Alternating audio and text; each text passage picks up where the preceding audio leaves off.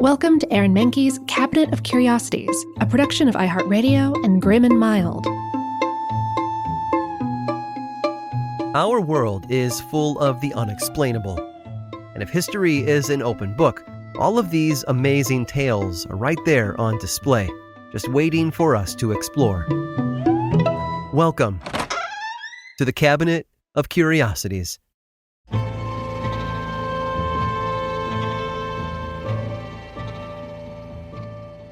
If you were lucky enough to spend your entire childhood in one home, it can be hard to say goodbye to it. You make so many memories there and spend so many years analyzing every nook and cranny that it almost becomes like a member of the family.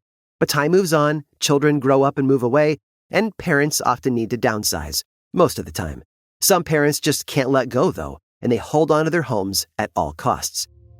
Now, we've talked on the show before about how the state of Michigan traded the city of Toledo in order to gain its Upper Peninsula in 1836. This concluded the so-called Toledo War, and it proved to be an even trade, as the mineral wealth of the Upper Peninsula seemed to be virtually endless.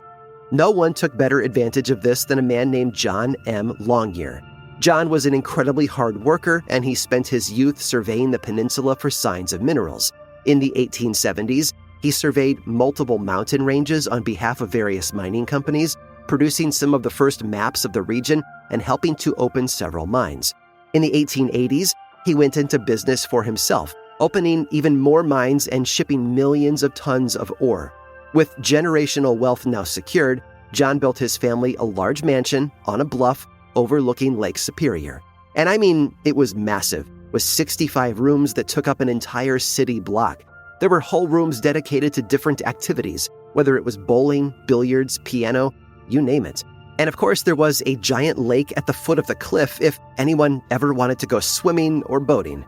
It was a magical place for John's children to grow up in. They lived there in luxury for most of their childhoods. But then, in 1900, at the turn of the century, everything changed. Tragedy struck that year when John's 19-year-old son, Howard, drowned in Lake Superior.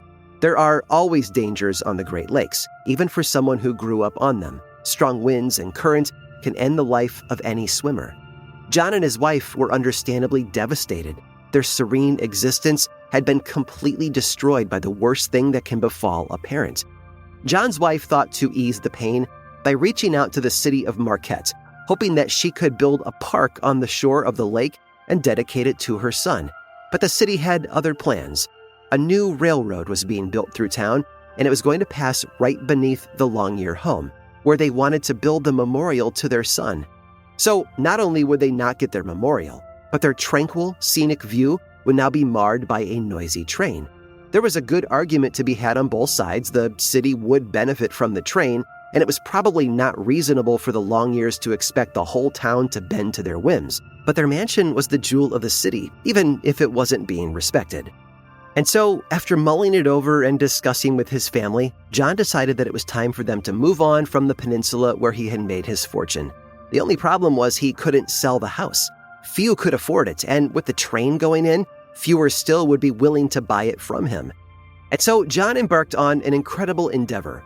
Working with an architect, he had his home disassembled brick by brick, with each piece carefully wrapped in cloth and straw and loaded onto a train. 190 cars of that train were filled with pieces of the Longear mansion and transported many miles to Brookline, Massachusetts. The more populous area would be a good place for the Longears to start over. They'd have each other and their home to remember Howard by, but no longer have to face the lake that took his life. In truth, the new home ended up being much larger than the first. By the time he was finished, John had doubled the mansion size. Not that they needed the extra space, mind you, but the family was able to spread out more on the new land and add some incredible landscaping that remains to this day. Now, only the mansion has been expanded into condominiums so that more than one family can make use of the space.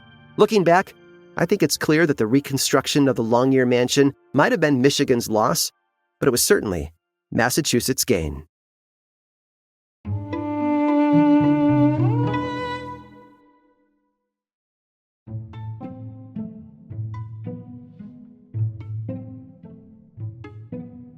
The summer of 1886 was a pivotal time for Canada. The country was still relatively young, having been founded in 1867, and it was still undergoing several growing pains. One of those was the exhaustive construction of the Canadian Pacific Railway, the first track that would connect one end of Canada to the other. Prime Minister Sir John A. Macdonald had long wanted to travel across the country by rail, and for the first time, such a thing was possible. The plan was for the Prime Minister, his wife, and several dignitaries to take a train all the way from Ottawa to Granville, going west. It was functionally a PR tour. The Prime Minister would stop along the route and take credit for the new marvel of the railway. So what could possibly go wrong? Well, Lady Agnes Macdonald, the Prime Minister's wife, soon found out what the problem would be as they left Ottawa. Staring out at the scenery from the comfort of a luxurious boxcar would get very dull very fast. Prairies all looked the same from there, and her husband seemed perfectly content to read the entire time. This would not do for Lady Agnes. She left their car and started to wander the length of the train, eventually finding herself at the locomotive engine, with the engineer and the fireman. The two were bemused to see her there, but when asked to explain how they kept the engine running, they complied, showing Lady Agnes the ins and outs of running a steam engine. She asked them if she could blow the whistle at the next crossing, and they gave her permission, and she eagerly did so several times, annoying her husband all the way back in the coach. He knew that she was getting restless, but would much prefer it if she would just content herself to enjoy the view quietly as they went. She conceded to coming back to their coach, watching the Rockies roll by in perfect comfort, but soon after, she had a better idea. When the train stopped at Lake Louise, Lady Agnes got out and took a look at the front of the locomotive itself. She eyed the large, pointed structure at the front of the train, known as the cow catcher, and asked the superintendent if she could ride up there instead of back in the stuffy old coach. Her husband was not keen on the idea, but he could not dissuade her. The superintendent, perhaps to assuage the Prime Minister's fears, decided that he would ride beside her. The two of them fixed seats to the cow catcher, and the train set off again. And Lady Agnes was delighted by her new vantage point, riding through the gorgeous Canadian wilderness with the wind in her hair. It was so much more involving than staring through it all through a pane of glass. At one of the subsequent stops, her husband walked up there to check on her, and she dared him to ride alongside him. To the shock of everyone around, he said he would.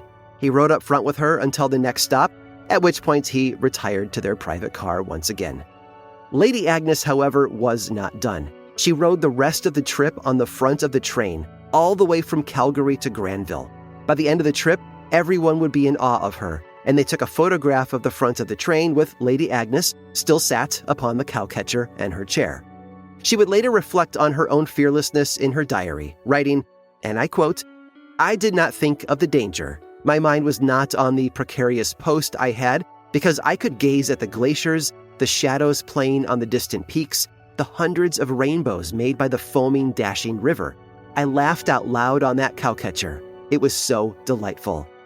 Most people love to travel, although, to be fair, riding on the cowcatcher at the front of a train might not be most people's first choice.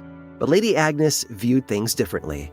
It seems that some people will do anything for a front row seat. I hope you've enjoyed today's guided tour of the Cabinet of Curiosities. Subscribe for free on Apple Podcasts or learn more about the show by visiting curiositiespodcast.com. This show was created by me, Aaron Mahnke, in partnership with How Stuff Works. I make another award-winning show called Lore, which is a podcast, book series, and television show, and you can learn all about it over at theworldoflore.com. And until next time, stay curious.